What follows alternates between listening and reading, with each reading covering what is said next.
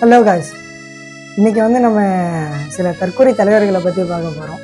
தற்கொலை தலைவர்களில் பொதுவாக தலைவர்கள்னு எடுத்துட்டாக்கா அவங்களுக்கு வரலாறும் சிறப்பம்சமும் இருக்கணும். ஆனால் இவங்களுக்கு வரலாறு கிடையாது, சிறப்பம்சம் நிறைய இருக்குது. பொதுவாக எங்கள் சோசியல் சார் ஒன்று சொல்லியிருந்தார், 3 விஷயம் இருந்தால் போதும் நம்ம வாழ்க்கை நார்மலாகவே ஒரு மனுஷனால் வாழ்ந்துட முடியும் அப்படின்ட்டு. அது என்னென்னு கேட்டிங்கன்னா, அடிப்படை தேவையான உண்ண உணவு, உடுக்க உடை, இருக்க இருப்பிடம், இதுதான் சொன்னாங்க. ஆனால் அதெல்லாம் பொய். ஏன்னாக்கா இது எல்லாமே இருந்தாலும் சரி, இந்த தலைவர்களால் தான் நம்ம வாழ்க்கையே ஃபுல்ஃபில் ஆகும். அந்த மாதிரியான தலைவர்கள் யாருன்னு கேட்டிங்கன்னா, நம்ம அப்பா அம்மாவுக்கு தெரியாத விஷயத்த, நமக்கு தெரியாத விஷயத்த கூட இவனுக்கு தெரிஞ்சு வச்சுருப்பானுங்க. இவனுக்கு தான் அந்த தற்கொலை தலைவர்கள். அவனுங்களுடைய சிறப்பம்சம் பற்றி தான் இப்போ நம்ம ஒன்று ஒன்றா பார்க்க போகிறோம்.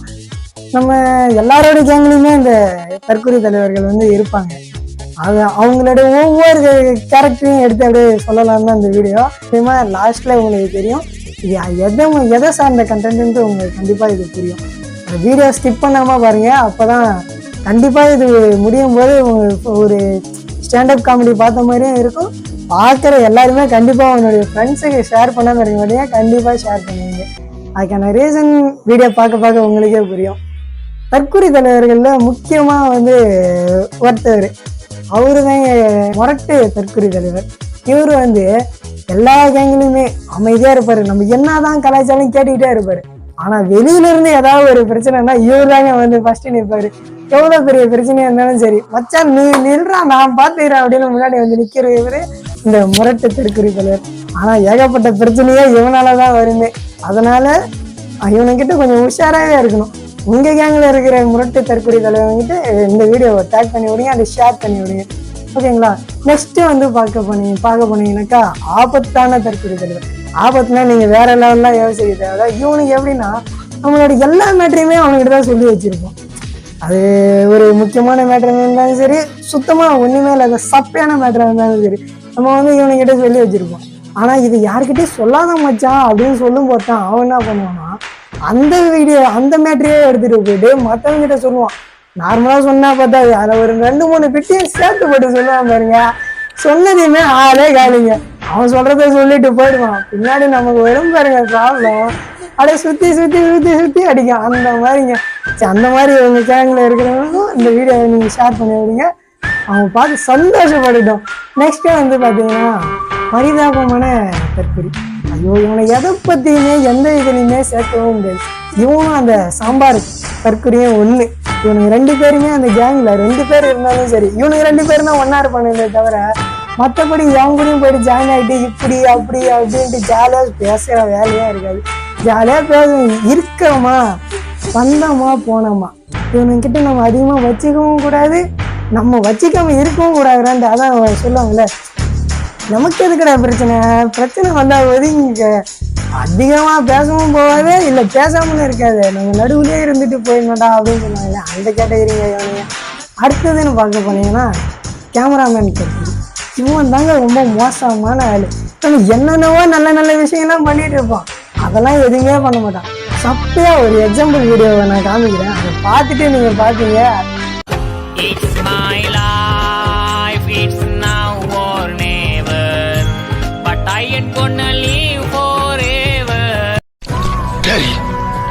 நான் செவனே தானா போய்க்கிருந்தேன். யாரு வம்பு தும்புக்காச்சும் போனதா? கௌரவம்னு என் கௌரவத்தையே வீடியோவை பார்த்துட்டீங்களா? இப்போ இவன் என்ன மேட்டர்னா, நான் அது வீடியோவில் இருக்கிறது வேற யாரும் இல்லை, நான் தான். இவனுக்கு என்ன பண்ணாங்கன்னா, நான் ரொம்ப டயர்டாக தூங்கிட்டேன் ஸ்கூலில். இவனுக்கு சும்மா இருக்க வேண்டியது இல்லையா, அதை வீடியோவை எடுத்துட்டாங்க. வீடியோவே எடுத்தவன் அதோட விடாமல் அதை ஸ்டேட்டஸ் போடுறேன்ட்டு போட்டேன். எங்கப்பா அந்த வீடியோவை பார்த்துட்டு சும்மா இருப்பாரா? ஏற்கனவே வீட்டில் எனக்கு நிறைய பெருமை இருக்கு, இதில் வேற இந்த வீடியோ வேற ஸ்டேட்டஸ் பார்த்துட்டாரு. முடிஞ்சு சொல்லி அதுக்கப்புறம் என்ன நடந்திருக்குன்னு உங்களுக்கே தெரியும். நான் அதோட காலி ஆகிட்டேன். ஸ்கூல் பக்கமே அனுப்புனாங்க, ஆனால் அதை பற்றி நான் சொல்ல விரும்பல. நல்லது பண்ணும்போது ஒன்றுமே பண்ண மாட்டானுங்க, ஆனால் சப்தியாக ஏதாவது பண்ணும்போது நம்மளை வச்சு செஞ்சிருவானுங்க. நெக்ஸ்ட்டு யாரை பார்க்க போகிறோன்னா, இவன் தான் ரொம்ப முக்கியமான ஆள். கூட இருந்துக்கிட்டே எல்லா வேலையும் பார்ப்பான். அதாவது யாருன்னு கேட்டிங்கன்னா, இந்த கிரேட் டாவு தற்கொலை. இவன் தாங்க ரொம்ப மோசமான ஆள். என்னதான் நம்ம கூட இருந்தாலும் அவன் ஆளை மட்டும் அவன் மைண்டும் அவன் கண்ணும் வேற இடத்துல தான் இருக்கும்.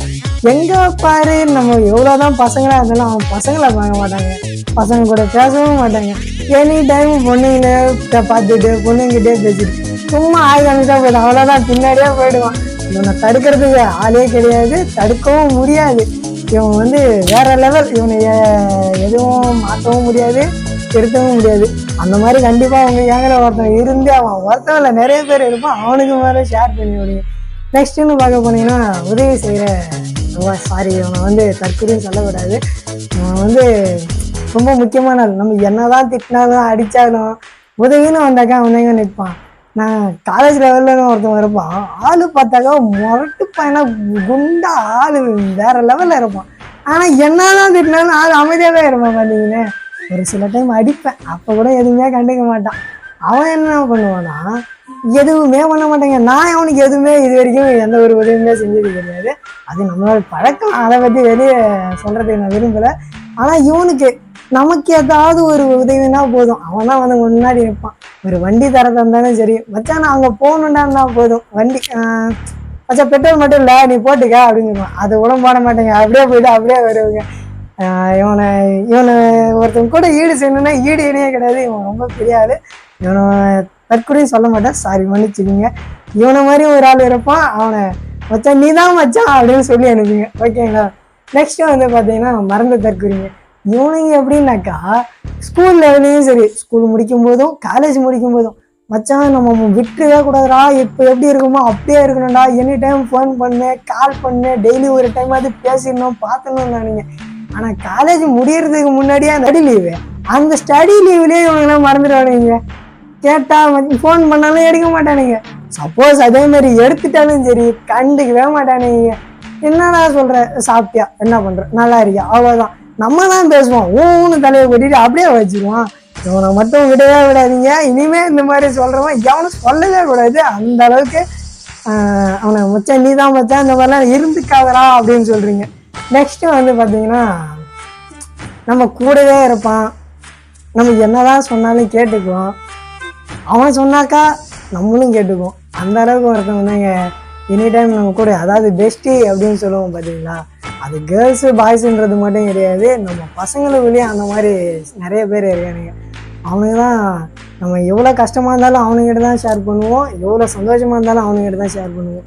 ஆனால் எல்லாரும் இந்த இடத்துல ஒரு மேட்ரு இருக்குது, நம்ம எல்லாரையுமே அந்த மாதிரி நினைக்கிறது தான் தப்பு. சிலரை நம்ம நினைப்போம் இவன் நம்ம பெஸ்ட் ஃப்ரெண்டு அப்படின்ட்டு நினச்சி எல்லாமே சொல்லுவோம்.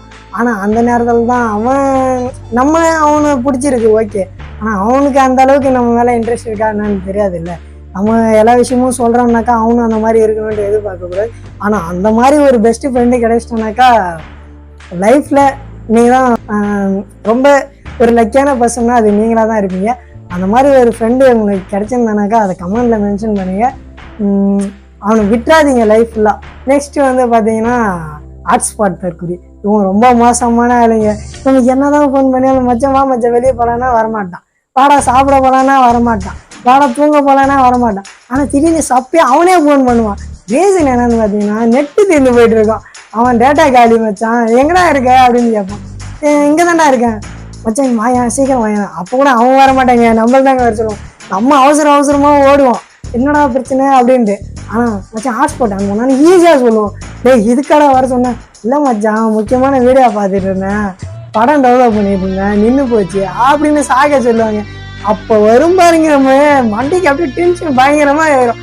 நீலாம் ஏன்டா எங்களுக்கு ஃப்ரெண்டாக இருக்க அப்படின்னு கேட்கலான்னு தோணும்.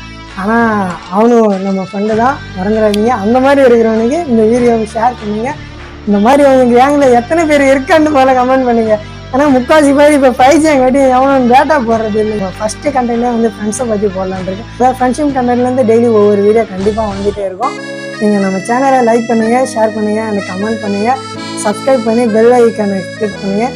அப்படின்னா தான் நம்மளுடைய ஒவ்வொரு comedy and entertainment and useful videos எல்லாமே உங்களுக்கு அப்டேட் ஆகிட்டே இருக்கும். ஓகே, தேங்க்யூ ஃபார் த வாட்சிங்.